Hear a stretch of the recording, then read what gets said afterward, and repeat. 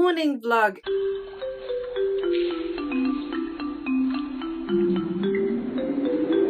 It is a Monday morning and I am exactly where I left off in my last vlog, ready to roll and ready to get some better books on my TBR. I have done my first roll for the week and this is how it went.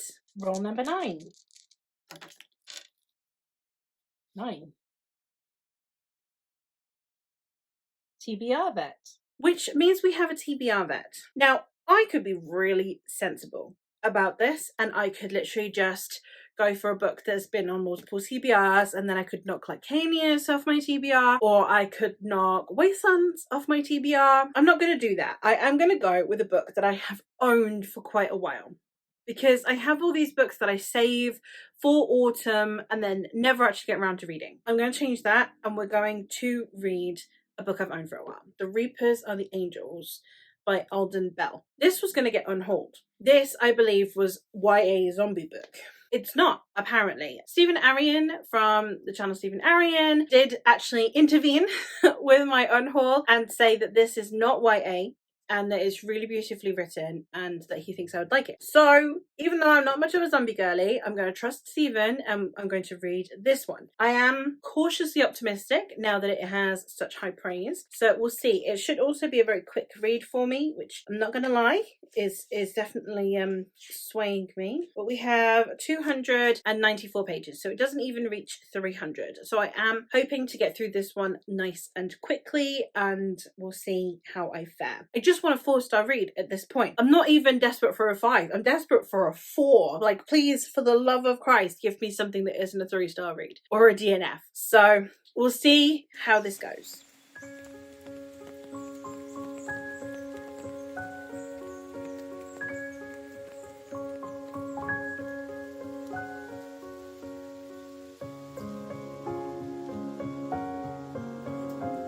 Alright, vlog. It is still Monday and I have been sitting here reading The Reapers Are the Angels, and I am now on page 88 and I'm gonna DNF.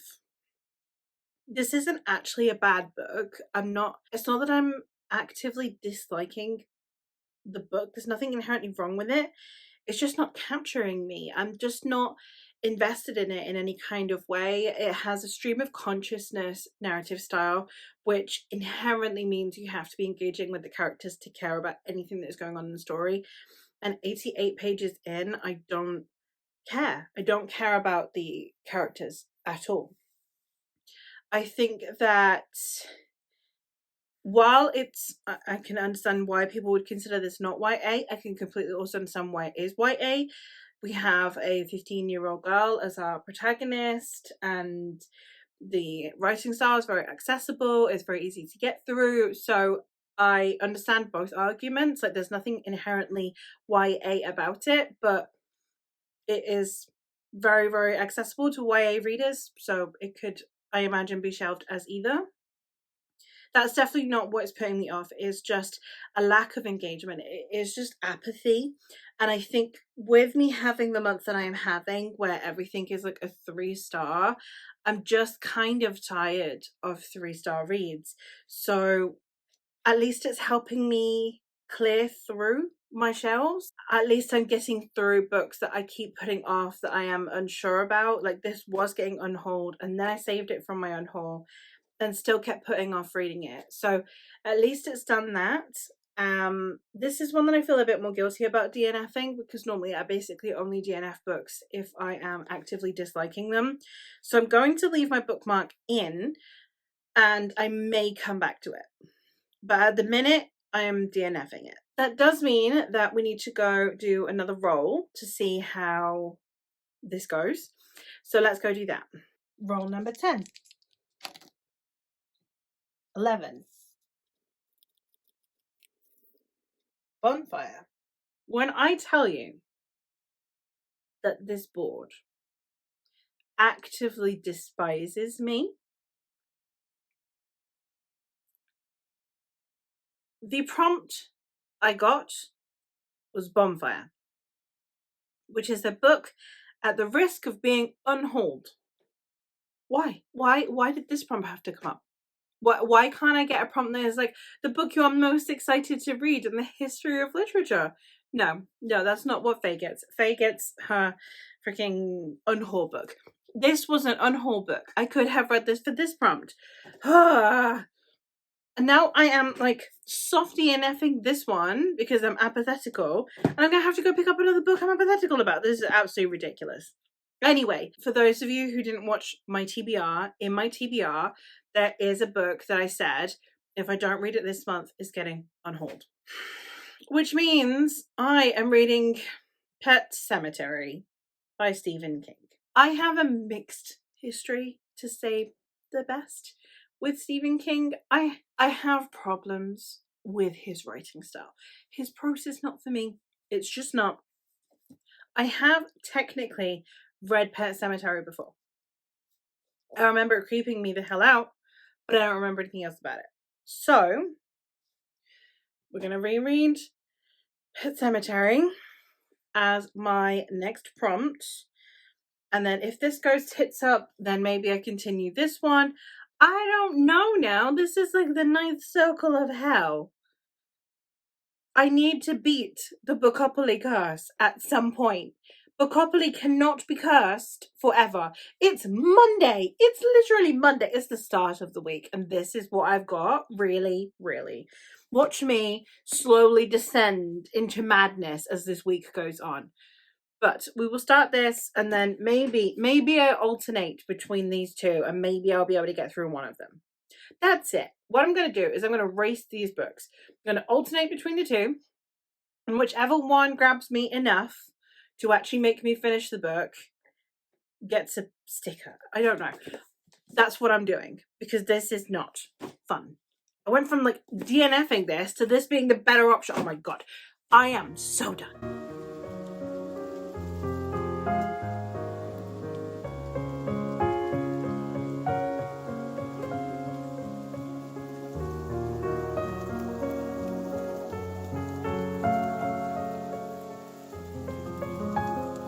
I think my favourite thing about the fact that I've been vlogging this month is you can see the sheer amount of Winnie the Pooh pyjamas that I own. Also second to Thumper and Mickey Mouse, but just a load of Winnie the Pooh pyjamas. Anyway, I have been doing some reading. I have been reading The Anatomy of Fear, and that is one that it's going to be a very interesting one to try and talk about and try and go through each of the stories, because it's doing exactly what I want it to do. It's the authors that I have already read and loved, so L.L. McRae, H.L. Tinsley, etc. I have been really engaging with their books, and it like reminds me of why I love their writing styles, etc. And then with the authors that are new to me, the ones that I was already interested in, I am still interested in. And the ones that I was not interested in, I'm actually still like ambivalent about picking up their books, which are few actually. So that's an interesting turnabout of just, it's confirmed all of my suspicions. I've been having fun with the anthology as it is. I really like the way that it is just, you know, different parts of the body and like the centering of that. For me also, as a fantasy girly, especially since I have been reading, especially this week with a lot of atmospheric seasonal reads, actually just getting a bit of epic fantasy in there while it's still feeling seasonally appropriate is actually really nice for me. So I'm very glad to be reading this book at the moment. It's suiting me. Then I have continued The Reapers Are the Angels. I am now on chapter 7, which is page 126, which puts me just under the halfway mark. I'm still not loving it. I'm still not hating it. I'm still ambivalent about it. I'm only continuing it really because, well, if I'm going to be picking up Stephen King, which is probably going to be a 3-star read, I may as well continue The Reapers Are the Angels and have that as a 3-star read. So at the minute, it's just, I'm just continuing because I don't dislike it and it will be fine. But I'm not expecting to get much more out of this. Again, it's not that I am actively trying to dislike it, I'm just a bit apathetical about it. And then I have in fact started Pet Cemetery. I am on page 56. I started both of these yesterday. I started this one on G from Book Roast's Dice Sprints. She was doing bookopoly sprints last night on her channel, and with dice sprints, whenever you roll a double, you switch books. So I came up here and I did my whole, I'm gonna film, try and get another book, and then was gonna read Anatomy of Fear, the story from Anatomy of Fear. And I finished my story from Anatomy of Fear, and we kept getting doubles, like we got so many doubles. So for the last for one of the sprints, I read, for the second to last sprint, I read Pet Cemetery when I was thinking of DNFing this. And then I thought, actually, no, I will continue both. And then we rolled another double. And then, so then I picked this up, and I've been reading this one a bit this morning. I'm going to go read this one a bit now. And we'll just see how I get through these, essentially, with limited enthusiasm. I am worried that this particular combo is slump worthy, so we'll keep our fingers crossed and hope that I can work my way through them quickly enough that I can then get on to something I'm more excited about. I have no idea what the next prompt can throw at me, but if it's like, your lowest rated or something, which is probably what I'm going to get, then I'm going to yeet it out the window. So we'll see how this goes.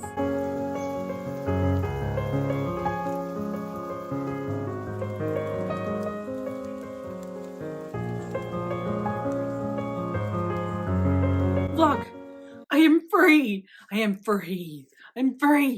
I finished Reapers of the Angels last night. I just forced myself to blast through it. Unsurprisingly, it's 3 stars. None of my issues changed. Everything persisted.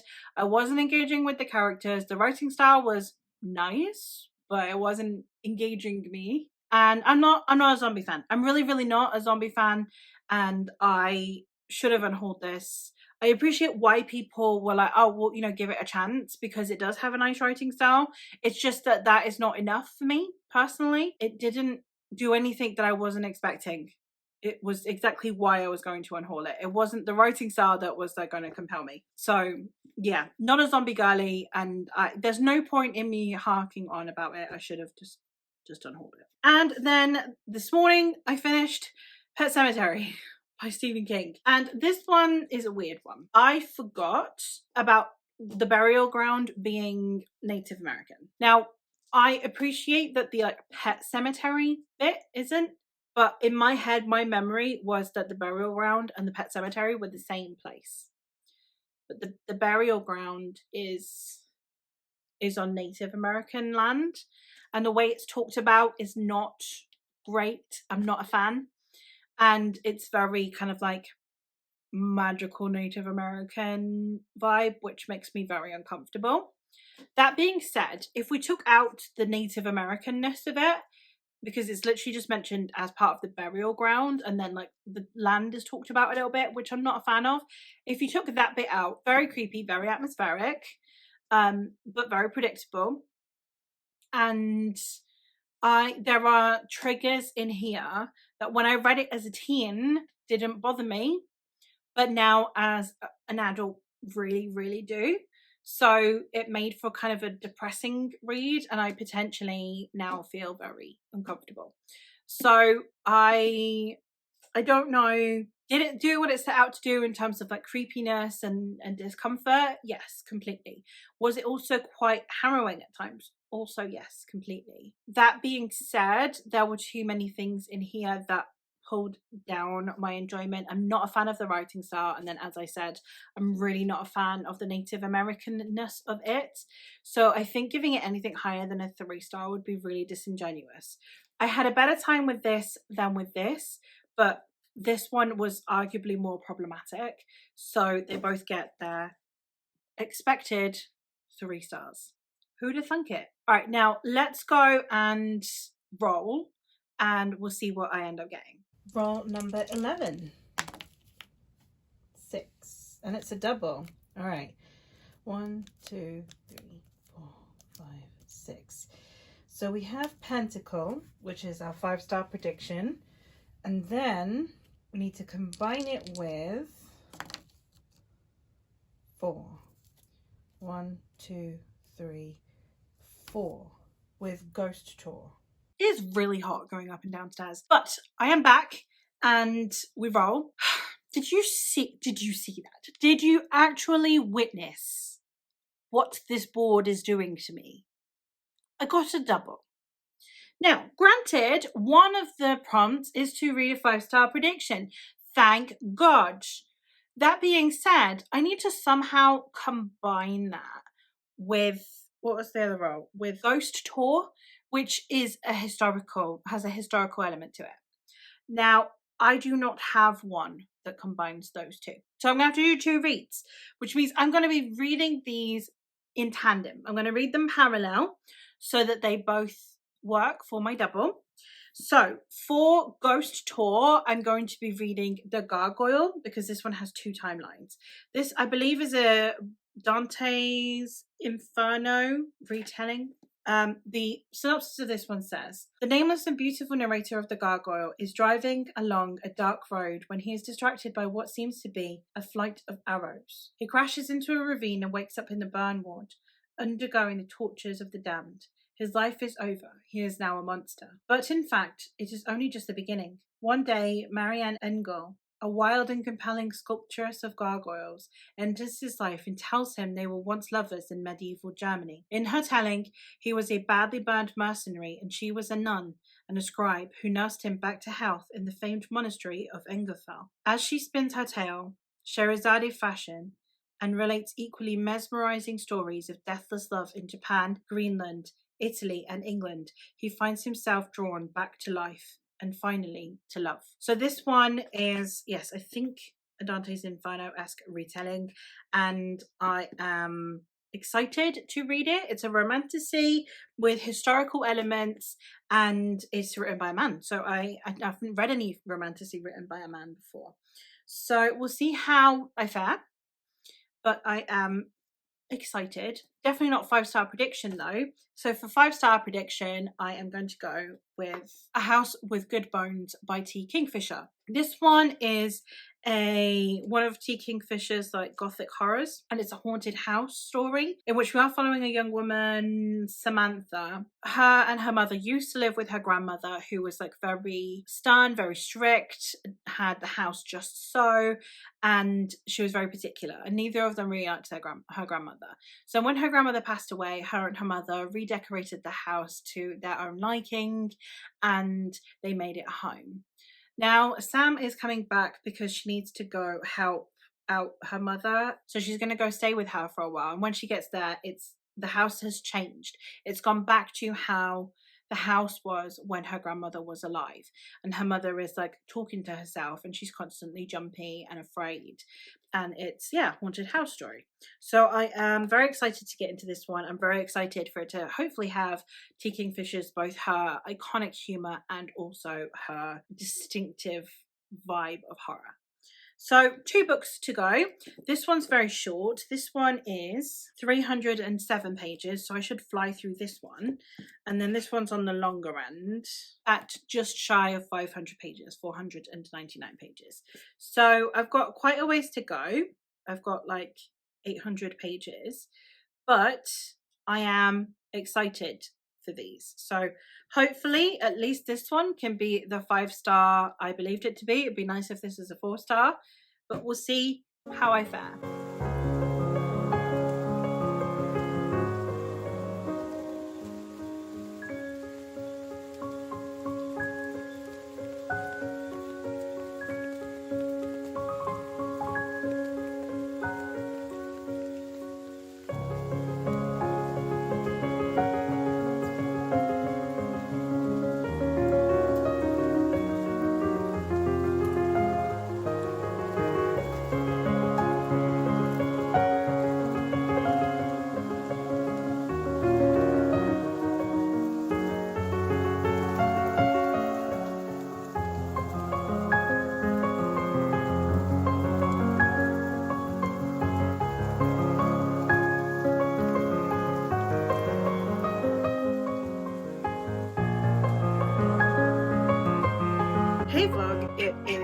Thursday. I am a mess. No, I am not in the same t-shirt as yesterday. It is just identical. I have many of these because they are like £1 from Primark. I have been reading. So I have read a decent chunk of The Gargoyle. I started this one last night and I am now on page 156.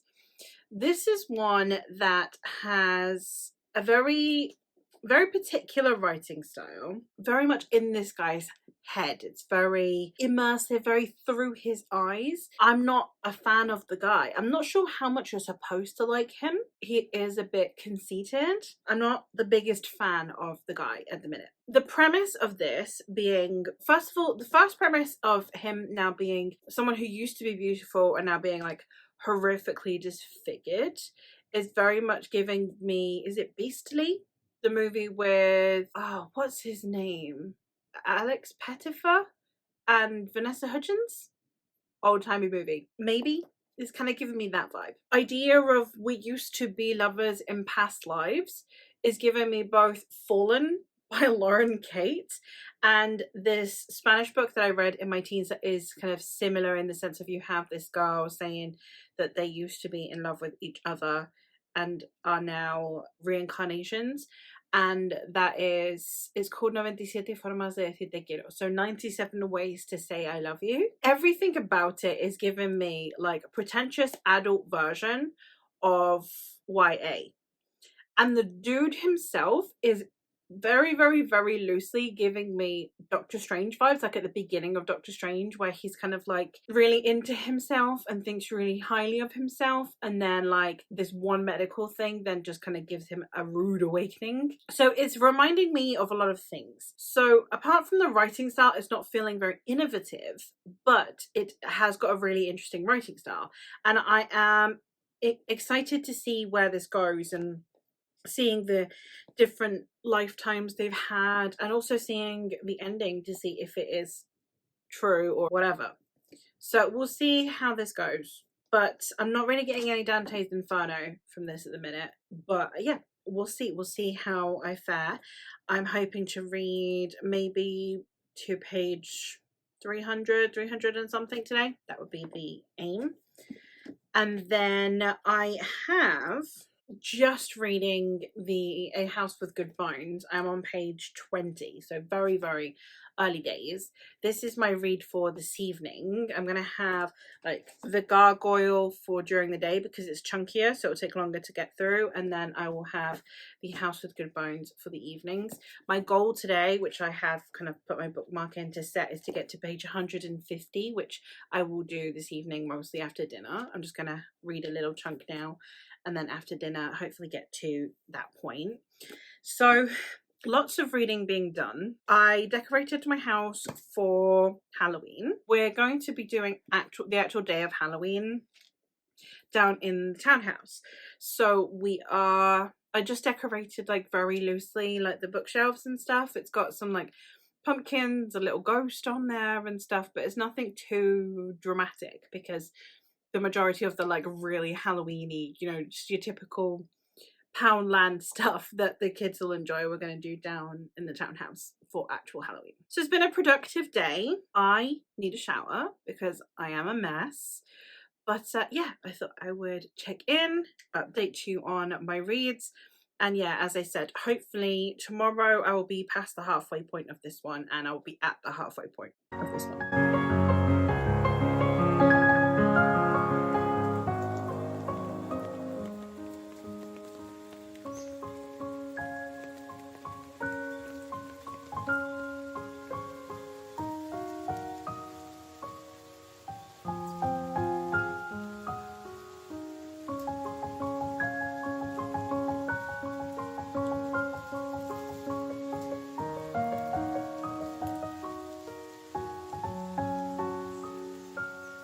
Hey vlog, it's Friday, so I thought I'd check in. We were out pretty much all morning. Well, no, we were out all morning. We took our car in to get the brake pads changed and the filter changed and stuff, and then we just wandered around town, and it was really nice. and we went for like a breakfast together, and it was very cute, and wandered along the seafront, and yeah, it was nice. I have finished The Gargoyle by Andrew Davidson, and this is, you'll never guess, 3 stars. This one, however, I kind of knew early on that the writing style wouldn't be enough to carry me through on its own, but the plot did pick up. I can understand why people like this, but there was just something about this. This is going to sound really weird, but this book feels like it's this man's story, but it's not. It's the woman's story masquerading as his story. And it's like her arc and her life, and it's just warped in a way that centers the man. And I really didn't like that. It's like, but I could just be getting her story. She's more interesting. She has more to say. Like, you could pitch it where it is her telling the story to this man. But why is he the protagonist? Like, I don't know why. Just something about the angle of this felt really like off. So that's my main criticism. And then, as I said, just the YA comparisons that my brain kept doing. And it's like, at least with the YA, they know what they are. You know, like they know that they are a fun, if not over dramatic, pining romance. And I will read YA for that purpose. This one's not that, because it's trying not to be, but I almost would have preferred it if it had gotten a bit more melodramatic in a way. I don't know, maybe I'm just miserable at this point. Like, I didn't hate it, but there were just things that I wasn't a fan. On the other hand, I am halfway through A House with Good Bones, and I am predicting 5 stars. 5-star prediction on this one. Unless the ending is really, really awful, this is going to be 5 stars, and I am very excited. This one is just everything that I loved about The Hollow Places. I love the way that T. Kingfisher's characters come through on the page. I love the voice and the internal monologue and the thought processes that we get of these characters, and the way that T. Kingfisher has this wonderful balance of humor and ambience, and it being unsettling and uncomfortable. I imagine it's going to get scarier before the end. And it's got all of the elements you would expect of a haunted house. It's got this, you know, things happening in pictures, noises happening, insects, waking up in the middle of the night to things, suspicious of everyone, like omens galore. All of these things are happening, but it's also a comedy. The tone is comedic, and the balance between the unsettling aspects of the plot and of the atmosphere created, combined with the voice of this protagonist. And the thing is that another thing that I really love is like our protagonist and her mother, they seem like really normal people, and her brother, actually, they feel like really normal people, like a really normal family. Like, okay, grandma was like old-timey and, you know, your typical what you expect of the worst kinds of grandmas, of just being like overly strict and probably racist and not the nicest person in the world. But the family dynamic of the three, of the mother, the protagonist, and her brother, is a really, really normal family dynamic between them three. And I really love that, because a lot of the time you have someone who has like a dark past, who has secrets, who has things they're worried that will happen to them. Or you have this naive ingenue who somehow has zero personality. And this protagonist has so much personality, and it comes through in every part of every page. And her family dynamics are really normal, and they all feel like real normal people. And in a way that adds to the eeriness, because it makes you even more uncomfortable, because this is happening to normal people that you feel like you could know, instead of these, like, you know, really strange, bizarre people that you would only really read about in a gothic horror. So I don't know, there's just so much in here that I am really, really loving.